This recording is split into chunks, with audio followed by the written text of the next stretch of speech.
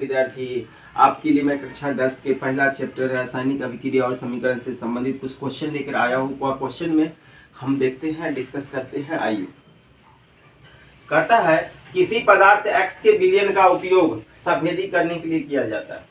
तो किसका उपयोग सफेदी करने के लिए किया जाता है, बताइए आप।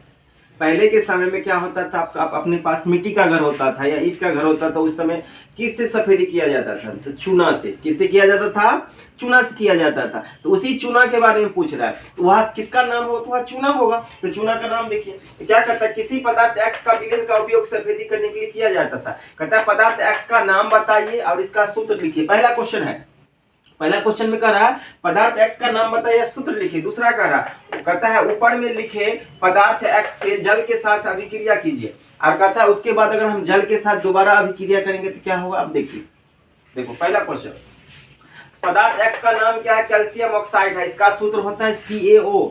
यह क्या है? कैल्शियम ऑक्साइड है, जो सफेदी करने के लिए प्रयोग किया जाता है। यही कैल्शियम ऑक्साइड, याद रखिएगा। पहला क्वेश्चन का आंसर हुआ पदार्थ X का नाम क्या है? Calcium oxide. इसका सूत्र है CaO। कैल्शियम ऑक्साइड का सूत्र हो गया CaO।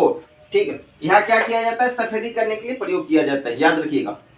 अब ये दूसरा क्वेश्चन कहता है कैल्शियम ऑक्साइड को जल के साथ अभिक्रिया करते हैं। तो कैल्शियम ऑक्साइड CaO, तो हम लिख दिए CaO। कैल्शियम ऑक्साइड जल के साथ अभिक्रिया करेंगे तो क्या होगा, देखिए। तो जल के साथ अभिक्रिया के लिए क्या बना दिया? CaOH का होल 2। तो CaOH का होल 2 बन गया। तो जल के साथ अगर कैल्शियम ऑक्साइड को अभिक्रिया करने पर कैल्शियम हाइड्रोक्साइड, इसको कहा जाता है बिना बुझा हुआ, कहता है बुझा हुआ चूना। इसको क्या कहा जाता है? बुझा हुआ चूना। किसी भी चीज को अगर पानी में डाल देते हैं, किसी भी चीज को नहीं, चूना को पानी में डालते हैं, चूना को अगर पानी में डालते हैं तो क्या होता है? उसमें से उष्मा निकलता है। उष्मा निकलने के बाद क्या होता है? वह जल के साथ अभिक्रिया हो जाता है। कहने का मतलब क्या, उसका उष्मा खत्म हो जाता है, कम हो जाता है, जिसके वजह से उसको क्या कहा गया? बुझा हुआ चूना कहा गया। ये देखिए CaO यानी कैल्शियम ऑक्साइड प्लस जल के साथ अभिक्रिया करेगा तो क्या बनेगा?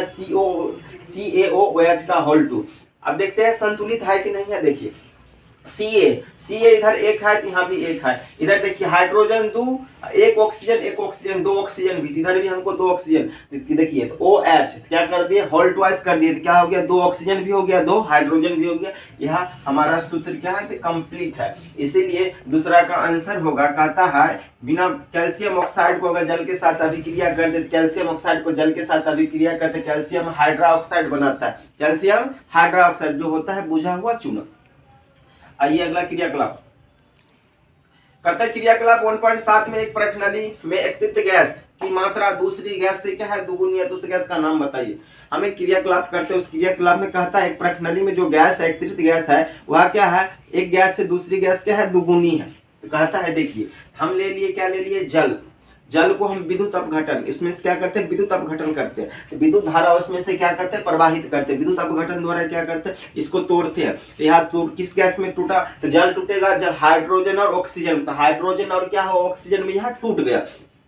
देखिए जल हो गया H2O, विद्युत धारा, ठीक है, विद्युत धारा ऐसे गुजारे, विद्युत प्रक्रम के द्वारा क्या हुआ? हाइड्रोजन और ऑक्सीजन में टूटा। अब देखिए H2 और O2, इधर देखिए क्या है? H2O मतलब क्या? हाइड्रोजन की संख्या 2 है, इधर भी हाइड्रोजन की संख्या 2 हो गया। ऑक्सीजन की संख्या क्या है? 2 है, लेकिन इधर देखिए ऑक्सीजन की संख्या क्या है? 1। ऑक्सीजन की संख्या 2 इसीलिए है क्योंकि कोई भी तत्व अकेला नहीं रह सकता, वह अणु के रूप में रहेगा, अणु के रूप में रहेगा, इसीलिए इसमें 2 लगाना पड़ा।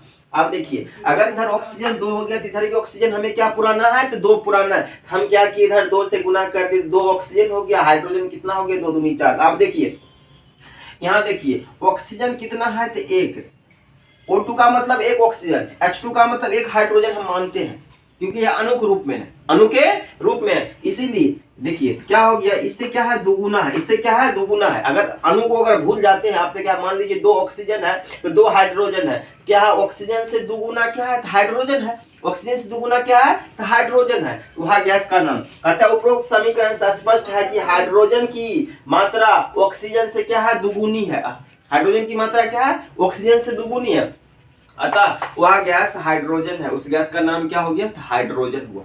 अगला क्वेश्चन कहता है जब लोहे की कील में कॉपर सल्फेट के विलयन में डुबोया जाता है तो विलयन का रंग बदल जाता है। जब लोहे का कील होगा, कॉपर सल्फेट के विलयन में डालेंगे तो उसका कलर क्या होगा? बदल जाएगा। देखो कहता है जब लोहे के कील को कॉपर सल्फेट के विलयन में डुबोया जाता है तो विलयन का रंग कैसा हो जाता है, हरा हो जाता है। क्यों? क्योंकि लोहा कॉपर से अधिक क्रियाशील होता है। लोहा जो होता है कॉपर से क्या होता है, अधिक क्रियाशील होने के कारण कॉपर को कॉपर सल्फेट से विस्थापित कर देता है तथा हरे रंग का आयरन सल्फेट का निर्माण कर देता है। हरे रंग का क्या कर देता है, आयरन सल्फेट का निर्माण कर देता है। कहता है उपरोक्त अभिक्रिया का रासायनिक समीकरण इस प्रकार है। आप समझो क्या होगा, कोई भी तत्व होगा, समझो अपने से कमजोर आदमी को क्या करता है, ताकतवर आदमी क्या करता है, उसको मारकर हटा देता है, विस्थापित कर देता है। बात को समझ गए? कहने का मतलब क्या होता है, जो गरीब आदमी होता है, जो अमीर आदमी होता है, उसको क्या कर देता है, अपने बल से, पैसे से, गुंडे मवाली से क्या करता है, उसको पिटवा देता है, हरा देता है, भगवा देता है, क्या कर देता है, उसको विस्थापित करा देता है। उसीलिए रसायन में यानी क्या केमिस्ट्री में भी इसी प्रकार होता है, जो अधिक ताकतवर होता है, अधिक अभिक्रियाशील होता है, कम अभिक्रियाशील तत्व को क्या कर देता है, विस्थापित कर देता है। कहने का मतलब उससे हटा देता है, उसको छुड़वा देता है। समझो तो क्या होता है, जैसे समझो तो क्या हो गया, यहाँ पे दे रखा है CuSO4, यहाँ क्या है तो कॉपर सल्फेट, क्या है कॉपर सल्फेट। जब आयरन आएगा अधिक ताकतवर है, अधिक अभिक्रियाशील है, मान लो तुम्हारे पास क्या है, कोई एक है गर्लफ्रेंड है, समझो अगर गर्लफ्रेंड है, क्या है, आप देखो कोई लड़का आ गया, उसके पास बहुत पैसा है, गाड़ी है, सब कुछ है, बात को समझ गए, और तुम्हारा गर्लफ्रेंड क्या है, लोभी है, पैसा का लोभी है, तो वह करेगा क्या, वह करेगा इसको क्या करेगा, पैसा का लोभ देगा, इसको हटा देगा, विस्थापित कर देगा। तो इसको क्या करता है, विस्थापित कर देता है। यह लोभी था, इसको क्या कर दिया, अपने पैसे से, गाड़ी से, पावर से क्या कर दिया, कॉपर को भगा दिया। तो कॉपर क्या हो गया, साइड हो गया, कॉपर साइड हो गया, क्यों, उसके डर लगने लगा, तो वहाँ पावर देखकर तो क्या हुआ, अधिक अभिक्रियाशील, अधिक ताकतवर होने के कारण क्या हो गया, यह इसको छीन लिया, इसका गर्लफ्रेंड को क्या कर दिया, छीन लिया। क्या हुआ, FeSO4, यह आयरन सल्फेट बन गया, यह हरा रंग का क्या हो गया, बन गया। इसीलिए देखो, इसीलिए कॉपर सल्फेट को कौन विस्थापित कर दिया था, आयरन सल्फेट, यही होता है, हरा रंग का निर्माण हो गया। कॉपर क्या हो गया, अलग हो, बेचारा अकेला हो गया, अकेला पड़ गया। फिर से समझिए, कहता है जब लोहे को कील को कॉपर सल्फेट के विलयन में डुबोया जाता है तो विलयन का रंग हरा हो जाता है। क्योंकि लोहा कॉपर से अधिक क्रियाशील होने के कारण कॉपर को करता है, कॉपर सल्फेट से क्या कर देता है, विस्थापित कर देता है, कॉपर सल्फेट से विस्थापित कर देता है, इसके बीच में दरार डाल देता है, तोड़ देता है, हटा देता है, रिश्ता को खत्म कर देता है तथा हरे रंग के आयरन सल्फेट का निर्माण कर देता है। यह हरे रंग के क्या करता है, आयरन सल्फेट का निर्माण कर देता है। उपरोक्त अभिक्रिया का समीकरण इस प्रकार है, आइए समझते हैं।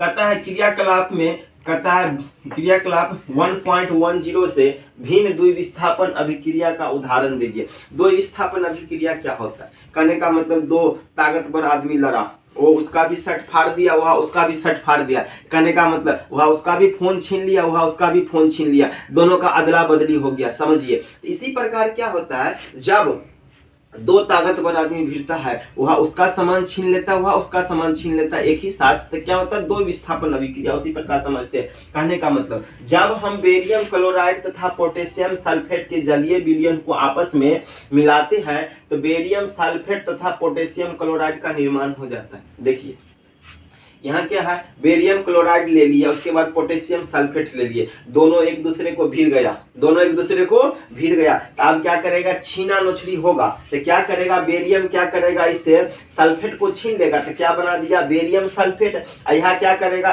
क्लोरीन क्या करेगा, पोटेशियम को छीन लेगा, तो क्या बना लिया, पोटेशियम क्लोराइड। जब एक साथ दो अभिक्रिया, कहने का दोनों अदला बदली करे, कोई भी सामान को एक दूसरे को छीन ले, तो क्या होगा, उसको द्विविस्थापन अभिक्रिया।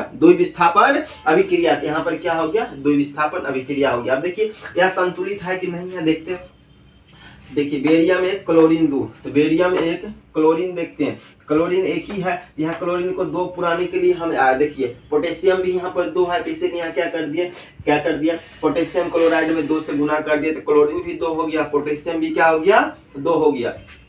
सल्फेट भी पूरा है, SO4 बेरियम भी पूरा, तो यहाँ क्या होगा, समीकरण क्या हो गया, संतुलित हो गया। इसी प्रकार आगे भी वीडियो लाएंगे, फिलहाल इतना ही, धन्यवाद।